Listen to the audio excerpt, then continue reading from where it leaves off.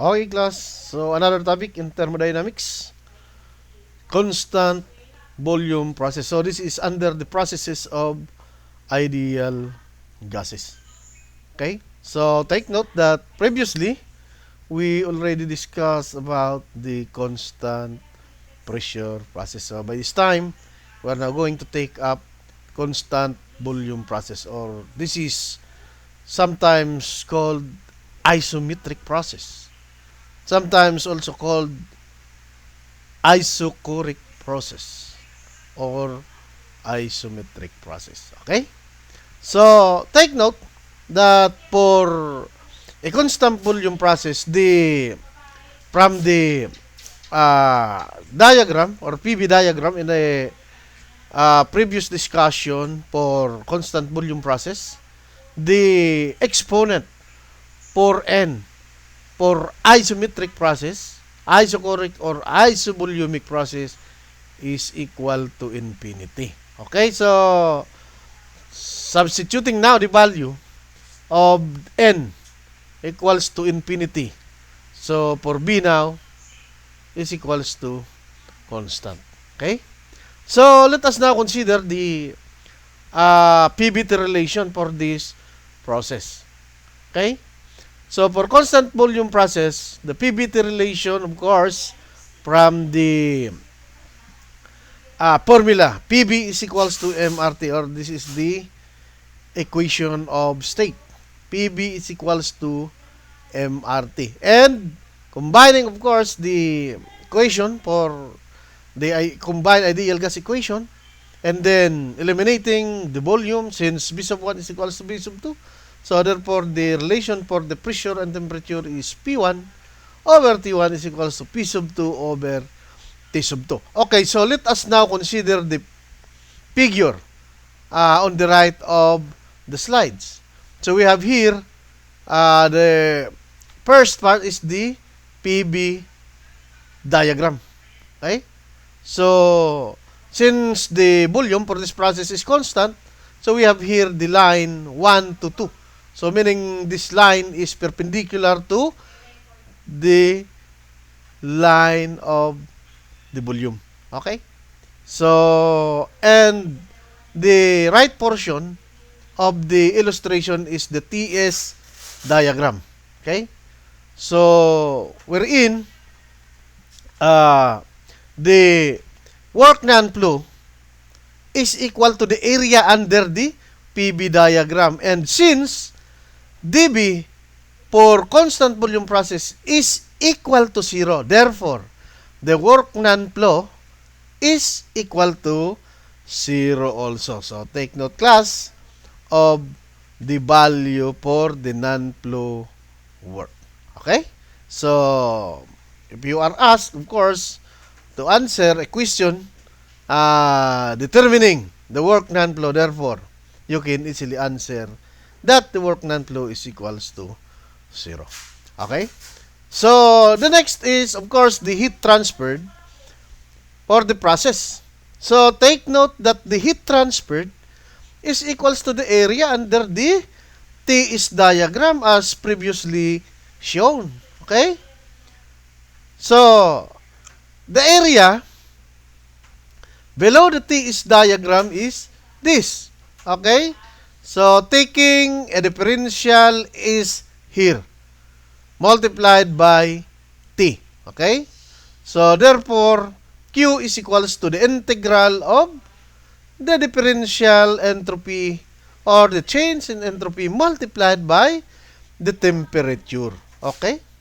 So, but for the second corollary of the first law, or yes, applied to the closed system, or the first corollary rather, that Q is equals to delta U plus work non-flow.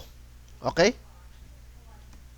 But from the previous slide, work non-flow is equals to 0 since dB is equals to 0. Okay? So, therefore, the heat transferred is equals to delta U, where delta U, whether you like it or not, it is always equals to MCV delta T. Okay? So, mCb delta T. Take note, class, of the equation. So, take note that Q is equals to delta U for constant volume process. Okay? Another is the change in internal energy, delta U. As what I have said, delta U is always equals to mCb delta T. So for the enthalpy, of course, this is always also, or not maybe always, but delta H here is equals to mCp delta T. Okay, so for the change in entropy now, delta S. So from the equation from the previous slides, delta S equals to the integral of dq, or the change in heat transferred, divided by T, limit from 1 to 2. But knowing that delta Q, or the change in heat transferred, is equals to mCb delta T, since dq is equals to delta U. Okay, so integrating now, and then putting the constant outside the integral sign, therefore, delta S equals to mCb ln of T sub 2 over T sub 1. Okay? So, but T sub 2 over T sub 1 is equals also to B sub 2 over B sub 1. Therefore, you can also write delta S is equals to mCb ln of B sub 2 over B sub 1. Take note, class, that the value, or the higher value, should be written at the numerator to eliminate the negative sign of the computed values. Okay? So, next is, of course, the steady flow work, or the WSF. Take note that for steady flow work, this is the area behind the PV diagram. Okay? So, the work steady flow now is equals to negative integral of B differential pressure. Okay? So, take note that this is based on the PV diagram. Or simply, work steady flow is equals to B, applying now the limit, of course, that is P, limit from 1 to 2, or simply, negative B multiplied by the change in pressure. Okay? Or simply, since PV is equals to MRT, or WSF, or the work steady flow, is equals to mass multiplied by the gas constant multiplied by the change in temperature. Okay? Okay, so let us now consider an example. Okay? So, a ferric gas has a value of R equals to 58.8 foot-pound per pound degree Rankine. And K is equals to 1.26. If 20 BTU are added to 5 pounds of this gas at constant volume, when the initial temperature is 90 degrees Fahrenheit, find T sub 2, and then delta H, delta S, delta U, and the work non-flow. Okay? Or the work for non-flow process. Okay? So, solving now for the final temperature. So, from the equation of the heat transferred, Q is equals to mCb delta T. Okay? But K is already given, where K is equals to Cp, or the ratio of the specific heat at constant pressure to the ratio, or to the specific heat at constant volume. Okay? So, getting now the value of Cv, that is equals to R over K minus 1. So, this was already presented in the presentation of ideal gas. Okay?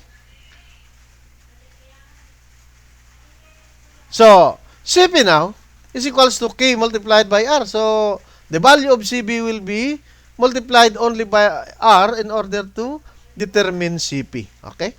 So, getting CB now. So, that is 58.8 over 1.26 minus 1 or simply 226.15 foot-pound per pound degree Rankine. Okay? So, multiplying it now, the value of CB by R, CP now is equals to 285 foot-pound per pound degree Rankine. Okay? So, substituting now the value for Q and then changing BTU to foot-pounds. Okay?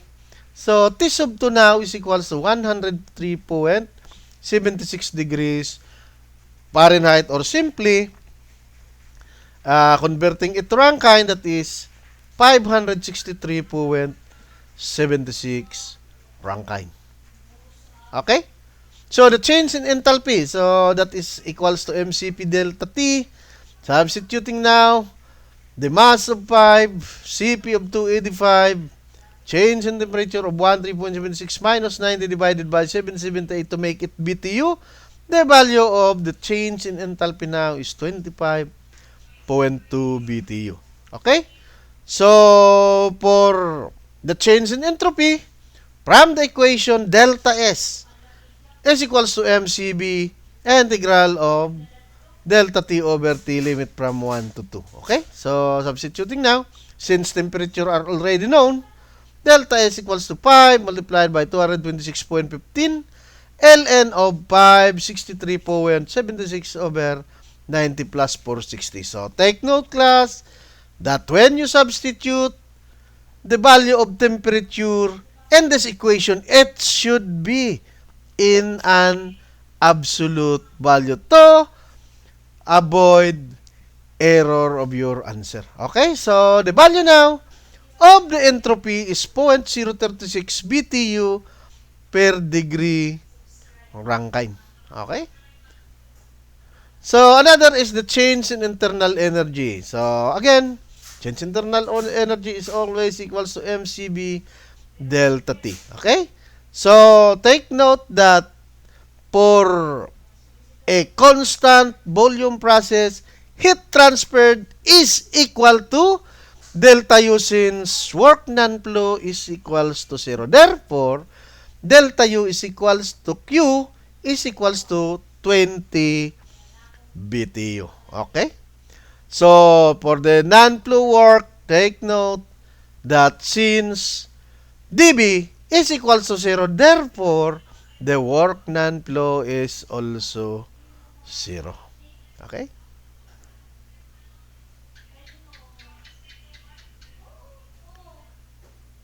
Thank you very much, class. Okay? So, that ends my presentation.